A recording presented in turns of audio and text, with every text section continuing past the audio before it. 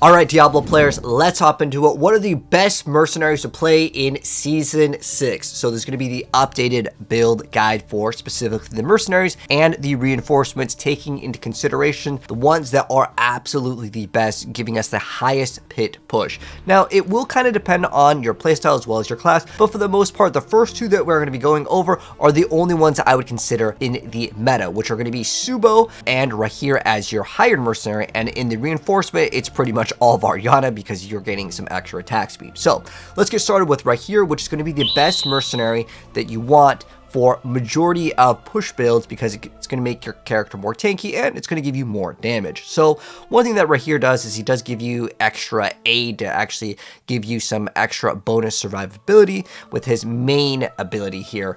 And then on top of that, we have the other ability, Shield Charge, which is going to give you extra fortification. Fortification will make your character more tanky and can give you extra damage because there are bonuses depending on the class you're playing where you get some bonus if you are fortified, and it really helps out with that. But the main reason why a lot of people are playing Raheir is specifically to grant yourself extra armor percent, which is really good because that basically saves you a temper or a stat roll on one of your items, which is really big. But there is another one if you want to get resistance, it's there, but armor is definitely more important than the resistances. If you're also playing Spiritborn, you could start stacking armor as there's an aspect that will give you more damage based on the amount of armor that you have. So you can get more damage with that. And then Provoke is very, very common as well in majority of the top clear builds. And that's going to allow Raheir to taunt the enemies, which will definitely help out, giving you more survivability, more damage reduction. And then the last one over here is Mocking Lure, which is going to give you increased damage to the taunted enemies. But he's really utilized for the plus armor and the fortification. These are the two main reasons why you want to play him. But I've seen other people, if you're just doing some of the bosses, which we'll talk about some of the off meta stuff, you could run Bastion. It's kind of nice to have if you're doing some like boss farming, and maybe sometimes on T4, sometimes there's bosses like Raheir in the very beginning where he can maybe like one shot you. It can help out to kind of have this little like protective area here, so that can be utilized. But for the most part, this is kind of the go-to. Now, as far as the reinforcement goes, we are going to be running Varyana on pretty much all of the builds, and the reason why Varyana is good is because with her ability called Bloodthirst, which is on the reinforcement. So this is the one that kind of tags in when you activate a skill.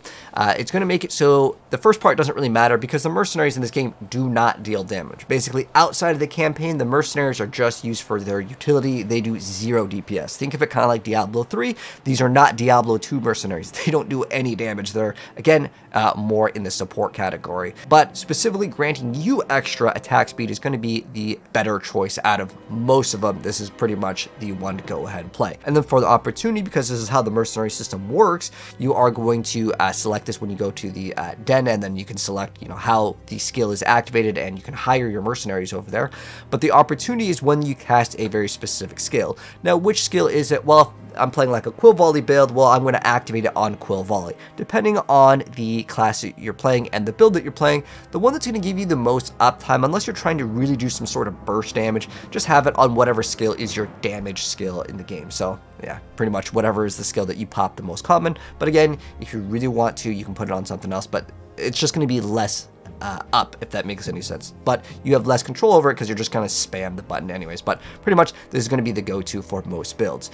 Even in the next one, which we are going to be talking about, which is Subo. So both Raheir and Subo have seen rank 1 clears, and Subo is utilized for the special like utility, which is that he's going to reveal all of the enemies in the area. And this is really important for material as well as seeing the enemies. If you're doing a high tier push builds, there has been rank 1 builds using this. So I'm going to go ahead and show you guys this because it's in the gameplay, but I want to zoom in on it because this is actually one of the most important things to take into consideration if you want to play Subo. Subo and Raheir are the top 2 meta ones right now. So you can see on the top over here, we have these little orange dots that indicates an enemy. But if you're out in the open world, you're maybe doing some hell tides, you can also find these little like rock icons and all the little icons that can be clickables, whether that be the little leaves for the herbs. This really helps out if you're doing open world content. And if you're doing some of the questing in the open world where it's like kill X amount of enemies, you have to kill like, you know, a bunch of demons, or you have to kill whatever, having this out really helps out. And I really like this one. I would really highly recommend you guys to try this out. It was basically a hack or a mod in Diablo 3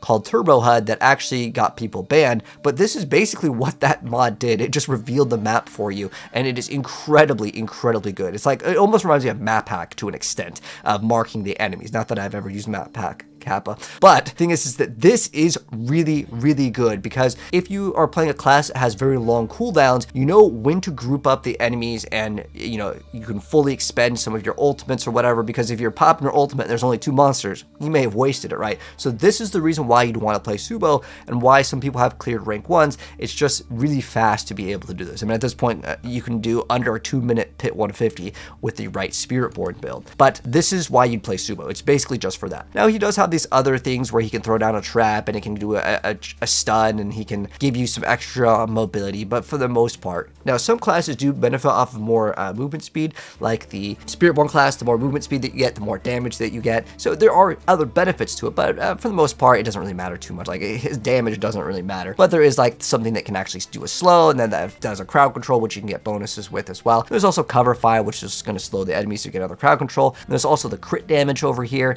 but for the most part, this is what you'd want to play. There's also like a dot variant, but again, this is like not even, dot is not really meta in Diablo 4, at least as of right now. And then for the reinforcement, it's going to be the exact same over here. We're running Varyana, and then we're also going to be using the same exact opportunity. This goes across everything. Varyana is just kind of the go-to, but again, no matter what you're doing, you're going to want it on whatever skill that you're consistently casting for the most part. Now, this is where it gets a little bit off meta. So I'm honestly going to suggest the first two, as those ones are the ones that see the highest play and the ones that I could recommend. As far as running Varyana though, Varyana as a hired mercenary could still be actually pretty good, and that's because her passive actually gives you extra movement speed. If you want speed during the campaign, because if you play the campaign, there's a lot of walking around, right? So having extra movement speed can definitely be key to kind of completing the campaign faster, or whatever content that you're doing. If you want to go fast, Varyana is pretty good for that. But Subo marks the enemies, so that kind of ties into speed, because when you're trying to clear out an area, seeing where the monsters are, that essentially helps out with speed as well. It kind of depends on what you need. But at the end of the day, both of them are going to be quite good for speed, but this does reset after you don't kill an enemy with the massacre bonus. So you can get up to 100 stacks, which basically is 20% movement speed at all times for your character. And then the rest of it is just getting as much attack speed. So you run cleave, so you get more attack speed. That's just going to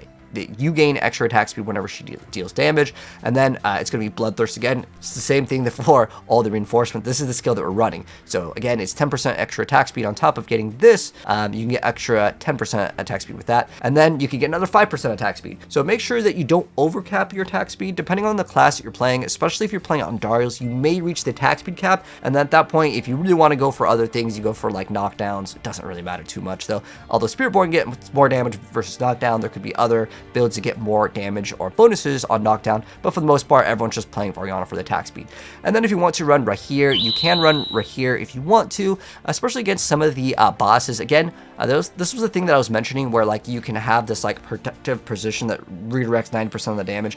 Bastion can see some play. I've seen some people use it. It's really not that bad. Again, if you want to though, this is where the opportunity gets a little different. You don't have to put it on your core skill. You can put it on a defensive one. If you're doing any like the bosses, which again, Raheir, if you just walk to the right though in the very beginning, where he does this little thing where he has these little tiles that will just kind of one-shot people, you could just go to the right and ignore that mechanic completely. Or if you're playing Duriel, and you know in the very beginning, sometimes there are these little projectiles that come out that can one-shot. Again, you could just use this so you don't actually get one-shot. Very great for doing the bosses if you are doing some of the tormented bosses and you are feeling a little bit squishy. I mean, you could just run Raheir and you'll be good to go. You can run him as the main or hired, but you can squeeze out more attack speed with this. Depends on if you're able to one-shot the boss or not. If you're able to one-shot the boss, you really don't need more attack speed, but you get the extra movement speed, which can help you get to the boss faster if you want to. But the last one over here, as far as Aldkin goes, because I'm just going to cover all of them in one video, all of the mercenaries for a build guide. Aldkin doesn't really have a really good place in the game. He can either do some burn, or he can have like a very questionable vulnerability. The reason why I say it's questionable is because you also become vulnerable, which is not very good, because that means you're going to take a lot of damage. So I probably don't really recommend people to go Shadow. However, you can in the very beginning if you really want vulnerability. Heck, it's a X20 multiplier at the very beginning without any bonuses. But yeah, the chances of you becoming vulnerable are pretty extreme in the very beginning of stages of the game. Like, you could actually pop yourself very fast. So be careful on this one. But the way that I could see him being used is he has this Flame Surge ability where it's going to make it so Aldkin does this ability where he's going to like burn, but then on top of that, you can actually add burn to your abilities over here. It says Curse of Flames.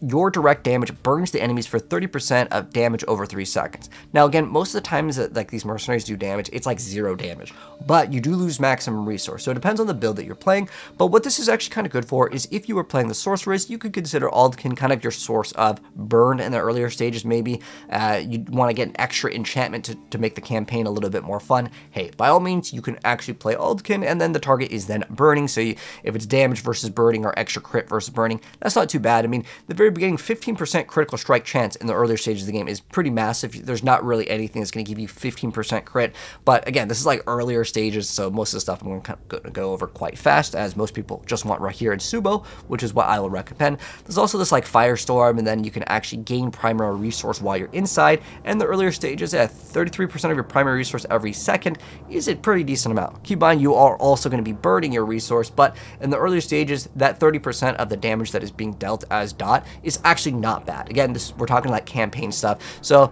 to kind of sum it up over here, Varyana and Aldkin, not so bad during the campaign, but towards the end of the game, I would really recommend you guys to run Subo as well as Raheir, and there are other alt variations, but a lot of people may still want to know what are the best ones, and these are the ones that I could recommend for you guys to go ahead and play for the end game. But that's going to wrap it up, guys, and if you guys need any of the builds, or if you just kind of want to check out other variants, I'm going to go ahead and link in the Mobalytics page, because now we have a section, which is really awesome, where in the build guides, we can actually just kind of link this, because depending on the build that you play, you may want Subo, you may want Raheir, but for the most part, those are the ones that I, again, I'm going to stress, you guys play those ones over Aldkin as well as Varyana. But Varyana's not bad, just Aldkin is the one I probably would say is very, very, very niche, and even then, it's basically off meta. Anyways, that's gonna wrap it up. If you guys enjoyed the video, drop a like on it. If you're new here, hit subscribe, turn on the bell so you don't miss out when we cover some more updates for other mercenaries as well. We are getting a mid-season update quite soon. Hopefully, we'll get some awesome buffs. Anyways, take care, guys, and I'll catch you in the next video. And check the pin if you need the actual build guide planner for all of the mercenaries.